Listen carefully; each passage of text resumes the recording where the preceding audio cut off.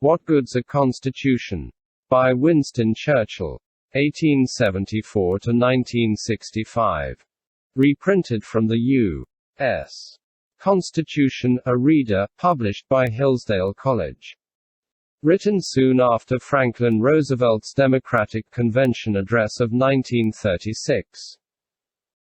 This article by British statesman Winston Churchill points to the wide gulf between Churchill's and Roosevelt's economic views, even if 5 years later they would forge a close wartime alliance. Beyond the differences on economics, Churchill sees the American Constitution as an enduring source of strength for the American Republic, not an obstacle to be overcome. August 22, 1936. No one can think clearly or sensibly about this vast and burning topic without in the first instance making up his mind upon the fundamental issue. Does he value the state above the citizen, or the citizen above the state? Does a government exist for the individual, or do individuals exist for the government? One must recognize that the world today is deeply divided upon this. Some of the most powerful nations and races have definitely chosen to subordinate the citizen or subject to the life of the state. In Russia, Germany and Italy we have this somber, tremendous decision, expressed in varying forms. All nations agree that in time of war, where the life and independence of the country are at stake, every man and woman must be ready to work and, if need be, die in defense of these supreme objects. And that the government must be empowered to call upon them to any extent. But what we are now considering is the existence of this principle in times of peace and its erection into a permanent system to which the life of great communities must be made to conform. The argument is used that economic crises are only another form of war.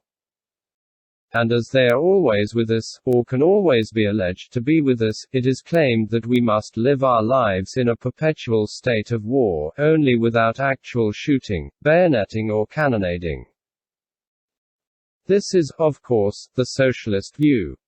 As long as socialists present themselves in an international guise as creators of a new world order, like the beehive or the ant heap, with a new human heart to fit these novel conceptions, they could easily be beaten, and have been very effectively beaten both by argument and by nature. But when new forms of socialism arose which were grafted not upon world ideals but upon the strongest forms of nationalism, their success was remarkable. In Germany, for instance, the alliance between national patriotism, tradition and pride on the one hand, and discontent about the inequalities of wealth on the other, made the Weimar Constitution a scrap of paper. Either of these two fierce, turbulent torrents separately might have been kept within bounds. Joined together in a fierce confluence, they proved irresistible. Once the rulers of a country can create a war atmosphere in time of peace, can allege that the state is in danger and appeal to all the noblest national instincts, as well as all the basest, it is only in very solidly established countries that the rights of the citizens can be preserved. In Germany these rights vanished almost overnight. Today no one may criticize the dictatorship, either in speech or writing. Voters still go to the polls, in fact, are herded to the polls like sheep, but the method of election has become a fantastic travesty of popular government. A German can vote for the regime, but not against it. If he attempts to indicate disapproval, his ballot paper is reckoned as spoiled. The tyranny of the ruling junta extends into every department of life. Friends may not greet each other without invoking the name of Hitler. At least on certain days, the very meals that a family eats in the privacy of its home are regulated by decree. The shadow of an all-powerful state falls between parent and child, husband and wife. Love itself is fettered and confined. No marriage, no love relation of any kind is permitted which offends against a narrow and arbitrary code based upon virulent race prejudice. Nor is this all. Even in the sphere of religion the state must intervene. It comes between the priest and his penitent, between the worshipper and the God to whom he prays. And this last, by one of the curious ironies of history, in the land of Luther. To rivet this intolerable yoke upon the necks of the German people, all the resources of propaganda have been utilized to magnify the sense of crisis and to exhibit sometimes France, sometimes Poland, sometimes Lithuania, always the Soviets and the Jews, as antagonists at whom the patriotic Teuton must grind his teeth. Much the same thing has happened in Russia. The powerful aid of national sentiment and imperialist aspirations has been invoked to buttress a decaying communism. In the United States, also, economic crisis has led to an extension of the activities of the executive and to the pillorying, by irresponsible agitators, of certain groups and sections of the population as enemies of the rest. There have been efforts to exalt the power of the central government and to limit the rights of individuals. It has been sought to mobilize behind this reversal of the American tradition. At once the selfishness of the pensioners, or would-be pensioners, of Washington, and the patriotism of all who wish to see their country prosperous once more.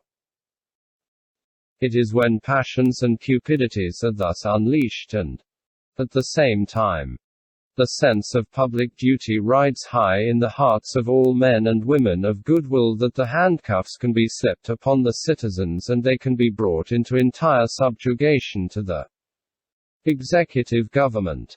Then they are led to believe that, if they will only yield themselves, body, mind and soul, to the state, and obey unquestioningly its injunctions, some dazzling future of riches and power will open to them. Either as in Italy by the conquest of the territories of others, or as in America by a further liberation and exploitation of the national resources. I take the opposite view. I hold that governments are meant to be, and must remain, the servants of the citizens. That states and federations only come into existence and can only be justified by preserving the life, liberty and the pursuit of happiness in the homes and families of individuals. The true right and power rest in the individual. He gives of his right and power to the state, expecting and requiring thereby in return to receive certain advantages and guarantees. I do not admit that an economic crisis can ever truly be compared with the kind of struggle for existence by races constantly under primordial conditions. I do not think that modern nations in time of peace ought to regard themselves as if they were the inhabitants of besieged cities, liable to be put to the sword or led into slavery if they cannot make good the defense. One of the greatest reasons for avoiding war is that it is destructive to liberty. But we must not be led into adopting for ourselves the evils of war in time of peace upon any pretext whatever. The word civilization means not only peace by the non-regimentation of the people such as is required in war. Civilization means that officials and authorities, whether uniformed or not, whether armed or not, are made to realize that they are servants and not masters. Socialism or overweening state life, whether in peace or war, is only sharing miseries and not blessings. Every self-respecting citizen in every country must be on his guard lest the rulers demand of him in time of peace sacrifices only tolerable in a period of war for national self-preservation.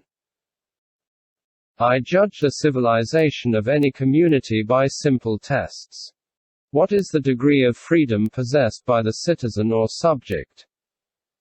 Can he think, speak and act freely under well-established, well-known laws? Can he criticize the executive government? Can he sue the state if it has infringed his rights? Are there also great processes for changing the law to meet new conditions? Judging by these standards, Great Britain and the United States can claim to be in the forefront of civilized communities. But we owe this only in part to the good sense and watchfulness of our citizens. In both our countries, the character of the judiciary is a vital factor in the maintenance of the rights and liberties of the individual citizen. Our judges extend impartially to all men protection, not only against wrongs committed by private persons, but also against the arbitrary acts of public authority. The independence of the courts is, to all of us, the guarantee of freedom and the equal rule of law.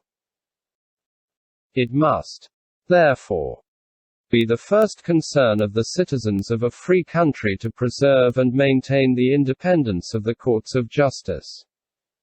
However inconvenient that independence may be, on occasion, to the government of the day. But all this implies peace conditions, an atmosphere of civilization rather than militarization or officialization. It implies a balance and equipoise of society which can be altered only gradually. It is so hard to build the structure of a vast economic community, and so easy to upset it and throw it into confusion. The onus must lie always upon those who propose a change, and the process of change is hardly ever beneficial unless it considers what is due to the past as well as what is claimed for the future. It is for these reasons, among many others, that the founders of the American Republic in their Declaration of Independence inculcate as a duty binding upon all worthy sons of America a frequent recurrence to first principles. Do not let us too readily brush aside the grand, simple affirmations of the past. All wisdom is not new wisdom. Let us never forget that the glory of the 19th century was founded upon what seemed to be the successful putting down of those twin curses, anarchy and tyranny. The question we are discussing is whether a fixed constitution is a bulwark or a fetter. From what I have written, it is plain that I incline to the side of those who would regard it as a bulwark, and that I rank the citizen higher than the state, and regard the state as useful only in so far as it preserves his inherent rights. All forms of tyranny are odious.